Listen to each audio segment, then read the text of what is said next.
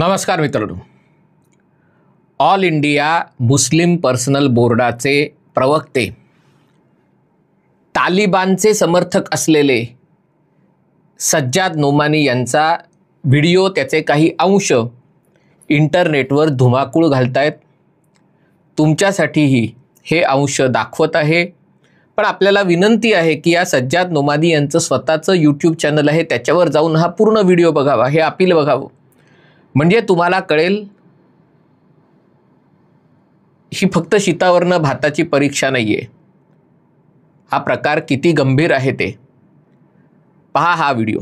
Vote जिहाद है, जिसके सिपह सालार हैं सिपह शरद पवार, जिसके अजीम सिपाहियों में हैं उद्धव ठाकरे, राहुल गांधी, नानाजी पटोले.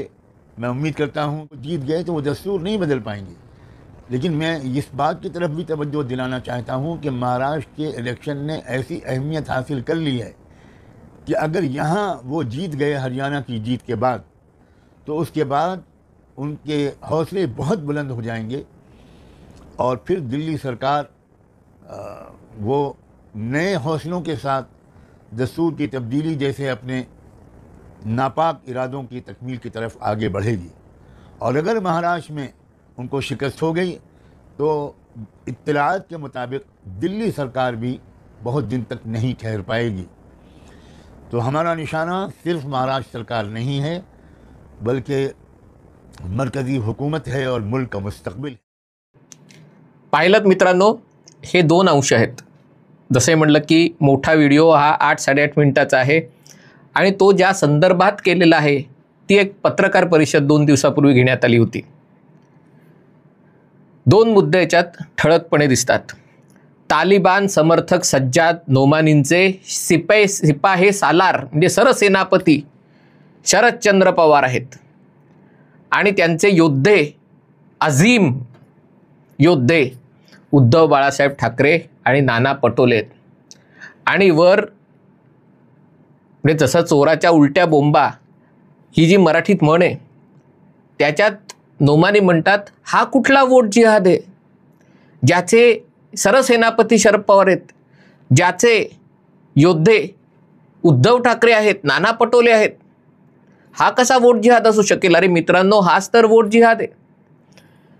हे दोन अंश मी तुम्हाला दाखवले, त्यातला एक अंश हे सांगतो, दुसऱ्या अंशामध्ये त्यांनी सांगितलंय, त्याच्यातनं काय स्पष्ट होतंय ते लक्षात घ्या.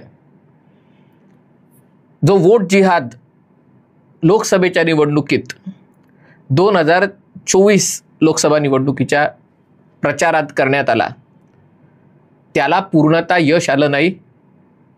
भाजपाचा पराभव करायचा, भाजपाला सत्तेपासून दूर ठेवायचं या उद्देशाने मतदान करण्यात आलं होतं.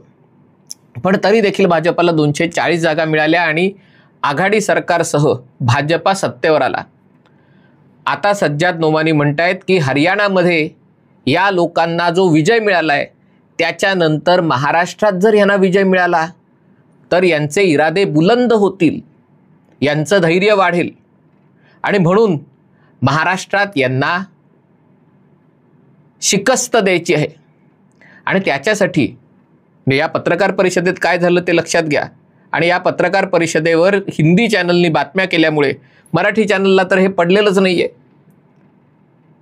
पण हिंदी चॅनलनी बातम्या केल्यामुळे त्यांना खुलासा करावा लागला आणि खुलाशामध्ये त्यांनी हा वोट जिहादचा विषय मांडला. आपले सरसेनापती शरद पवार असल्याचं त्यांनी सांगून टाकलं.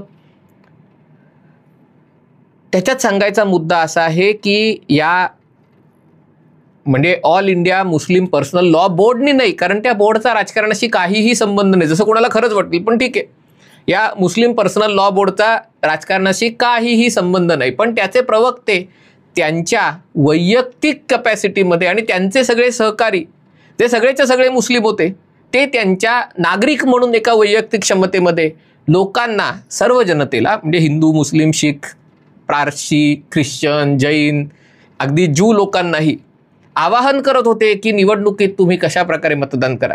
आता यांचं निवेदन कोण ऐकणार? हा साधा सोपा प्रश्न. पण त्याच्यात त्यांनी म्हटलंय की ही लढाई फक्त महाराष्ट्रापुरती नाही आहे, देशाचं तख्त पालटवायचं आहे, मोदींना पराभूत करायचं आहे, देशावर त्यांना कदाचित हिरवं निशाण बघायचं असेल, पण म्हणून त्याला नाव देताना संविधानासाठीची लढाई, अशा प्रकारची भूमिका या नोमानींनी घेतलेली आहे. म्हणजे ज्या नोमानींना अफगाणिस्तानमधली लोकशाही पायदळी तुडवून आलेल्या महिलांना किमान अधिकार नाकारणाऱ्या तालिबानचं कौतुक करावंसं वाटतं, त्यांचं संविधान प्रेम, त्यांचं लोकशाही प्रेम किती वेगळी असेल याची कल्पना तुम्ही करू शकता. तर या पत्रकार परिषदेत काय सांगितलं होतं ते देखील नीट समजून घ्या. त्यांनी महाविकास आघाडीला 269 जागांवर पाठिंबा दिलेला आहे. 269. त्याच्यातही त्यांचं म्हणणं आहे की आम्ही पाठिंबा दिलेल्यांमध्ये 170 मराठा समाजाचे आहेत, 40 ओबीसी समाजाचे आहेत. का मराठा आणि ओबीसी म्हणून 170 आहेत, आणि 53 जण शेड्यूल कास्ट शेड्यूल ट्राईब आहेत, आणि फक्त 23 जण मुसलमान आहेत. आणि म्हणून त्यांचं म्हणणं आहे की आम्ही तर सेक्युलर होतो, आम्ही पाठिंबा दिलेले 170 जण मराठा समाजाचे आहेत, आणि त्यामुळे आम्ही कसा वोट जिहाद सांगू शकतो. दुसरा मुद्दा त्याच्यामध्ये त्यांनी म्हटलेला आहे की हे जे सगळे उमेदवार आहेत त्यांच्यापैकी अनेकांना आम्ही भेटलेलो आहोत. त्यांनी सांगितलं स्पष्टपणे की काही हे लोक निवडून आल्यावर काही आपल्याला साध्य करायचं आहे ते साध्य होणार नाही आहे पूर्ण अर्थाने. म्हणजे त्यांना काय साध्य करायचं आहे हे मी तुम्हाला सांगायची गरज नाही, त्यांचं हिरवं स्वप्न काय आहे ते मी तुम्हाला सांगायची गरज नाही आहे. पण हे लोक निवडून आले तर ते काही साध्य अगदी पूर्णांशाने साध्य होणार नाही आहे. आणि यातले काही लोक आहेत ज्यांना आपण टॅक्टिकल समर्थन दिलेलं आहे. म्हणजे याच्यातले कोणते हे मला माहिती नाही, पण बहुधा ते उबाटा सेनेचेच असावेत, की उबाटा सेनेच्या लोकांनाही कळायला पाहिजे की यांनी तुम्हाला फक्त पुढे केलेलं आहे, त्यांचा उद्देश खरा वेगळा आहे. पण त्याच्यात त्यांचं म्हणणं आहे की यांच्यापैकी अनेक उमेदवारांना आम्ही वैयक्तिक भेटलेलो आहोत आणि आमच्या ज्या मागण्या आहेत त्या त्यांनी मान्य केलेल्या आहेत. यांच्या मागण्या कुठल्या आहेत? ज्या मुस्लिम समाजाच्या लोकांनी दंगे केले त्यांच्यावर केस आहेत, त्या कोर्ट केस मागे घेणं गेल्या 10 वर्षातल्या, ही मागणी. आणि कर्नाटकात अशा प्रकारच्या गोष्टी केलेल्या आहेत, दंग्याच्या केस काँग्रेस सरकारने मागे घेतलेल्या आहेत, तसंच त्यांना महाराष्ट्रात करायचं आहे. बाकी जे सगळे मुद्दे आहेत त्याच्यामध्ये कदाचित त्रिवार तलाकचा मुद्दा असेल, त्याच्यामध्ये वक्फचा मुद्दा असेल, त्याच्यामध्ये लव जिहाद वगैरेचे मुद्दे असतील, याच्यावर एक भूमिका घेणं असेल, त्याच्यामध्ये सरकार आल्यावर मुस्लिम समाजासाठी काय पदरात पाडून घ्यायचं याची यादी असेल, त्याच्यामध्ये अनधिकृत बांधकामं असेल, त्याच्यामध्ये मशिदींवरचे भोंगे असतील, या सगळ्या गोष्टी काय असेल ते आता खरं तर उबाटा सेनेच्या उमेदवारांनी, राष्ट्रवादी काँग्रेस तुतारीवाल्या उमेदवारांनी, काँग्रेसच्या उमेदवारांनी सांगायला पाहिजे की त्यांना हे सज्जाद नोमानींचे लोक भेटले का, आणि त्यांनी काय कमिटमेंट त्यांना दिलेली, जी ते आपल्या मतदारात म्हणजे बंद खोलीत काय चर्चा झालेली आहे, जी सामान्य मतदारांना अजून त्यांनी सांगितलं नाही आहे. आणि त्यांचे नेतेच जर सांगतात की बंद खोलीत आम्हाला वायदा केला होता, तर अशा प्रकारे या लोकांनी बंद खोलीमध्ये काय काय वायदे केलेले आहेत हे लोकांसमोर येणं आवश्यक आहे.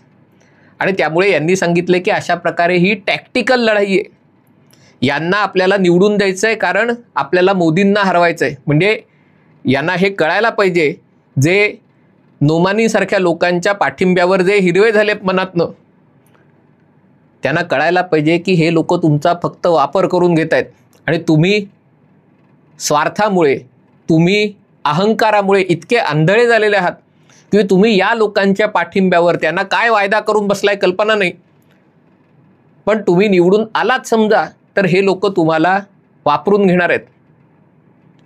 आणि त्यामुळे जेव्हा भाजपाचे लोक बटोगे तो कटोगे, आणि या पंकजा मुंडे वगैरे ज्या स्वतः निवडून येऊ शकत नाहीत, ही वस्तुस्थिती आहे, पराभूत झालेल्या नेते आहेत, ज्याच्यामध्ये अजितदादा असतील, ज्यांना हे लक्षात येत नाही कारण त्यांना अजूनही वाटतं की आपण या लोकांच्या मतावर निवडून येऊ शकू.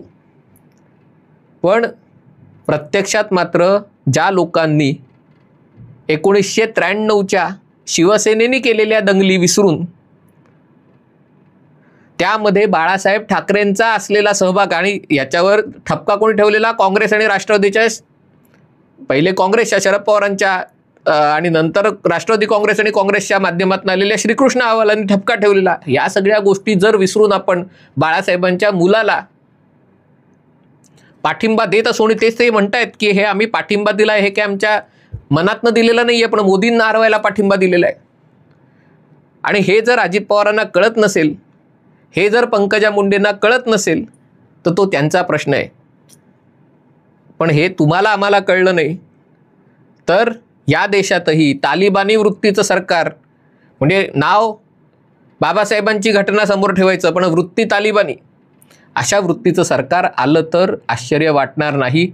माझी तुम्हाला नम्र विनंती आहे, कारण जी विनंती नोमानींनी केली तीच विनंती मी तुम्हाला करतोय. कारण असे अंश बघून मत बनवू नका, संपूर्ण व्हिडिओ बघा. या नोमानींनी अमेरिकेत कोणाला मतदान करावं याच्यासाठी भारतापासून आवाहन केलेलं आहे, आणि तेव्हा ते बोलताना माझ्या जगातल्या मुस्लिम भावंडांनो अशा प्रकारे आवाहन करतायत. म्हणजे यांच्यासाठी देश ही संकल्पना नाही आहे. अमेरिकेत कोणी निवडून द्यायचं, कोणाला निवडून द्यायचं हा त्यांचा प्रश्न आहे. पण तिकडे जर तुम्ही धर्माच्या आधारावर आवाहन करत असाल, भारतात तुम्ही धर्माच्या नावावर आवाहन करत असाल, अफगाणिस्तानमध्ये तुम्ही धर्माच्या नावावर तालिबानचं समर्थन करत असाल, आणि वर म्हणत असाल हे माझं वैयक्तिक समर्थन आहे, तर हे वैयक्तिक समर्थन नाही आहे. हे समजण्या एवढे हिंदू आता दुधखळे राहिलेले नाही आहेत.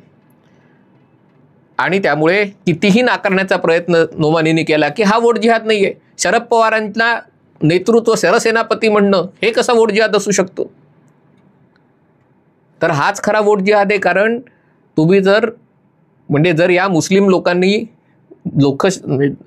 निवडणुकीत मतदान करायचं, तर मला खात्री आहे महाराष्ट्राच्या 288 जागांवर किमान 500-600 मुस्लिम लोक वेगवेगळ्या माध्यमातून बसपानी 200 जास्त उमेदवार उभे केलेत, आणि त्याच्यातही दलित मुस्लिम युती करायचं. जर मुसलमानांनी ठरवलं की दलित आणि मुसलमान एकत्र यायचे, तर ती ताकद उभी राहू शकेल. तशाच प्रकारचे प्रयत्न प्रकाश आंबेडकरही करतायत, आणि त्यांच्याबरोबर तर MIM गेलं होतं निवडणुकीमध्ये. पण या लोकांची त्यांना पाठिंबा द्यायची इच्छा नाही आहे, कारण यांना शरद पवार आणि उद्धव ठाकरेंना पाठिंबा द्यायचा, यांना नाना पटोलेंना पाठिंबा द्यायचा आहे. महाविकास आघाडीच्या 269 उमेदवारांना पाठिंबा दिला आहे, म्हणजे बाकीच्या मुसलमानांना पण यांचा पाठिंबा नाही, कारण यांना मुसलमानांचा विषय नाही आहे, यांना हिंदुत्ववादी आघाडीला पराभूत करायचं आहे, यांना नरेंद्र मोदींना पराभूत करायचं आहे, यांना महाराष्ट्रातनं भगवं सरकार घालवायचं आहे. आणि ते जर आपलं जून 2024चं अपूर्ण राहिलेलं स्वप्न पूर्ण करण्यासाठी मतदारांना आवाहन करत असतील आणि स्वतःच्या डोक्याने विचार करायच्याऐवजी स्वतःच्या पायाने विचार करून मतदान करत असतील, तर तुम्ही पण 20 तारखेला स्वतःच्या पायांनी मतदान केलं पाहिजे. आता बाकी सगळे मुद्दे गौण ठरतात, कारण त्याच्या जर आपण तुलना करत बसलो तर महाराष्ट्र तालिबानसारखा झालेला आपल्याला पाहावा लागेल, ही वस्तुस्थिती आहे.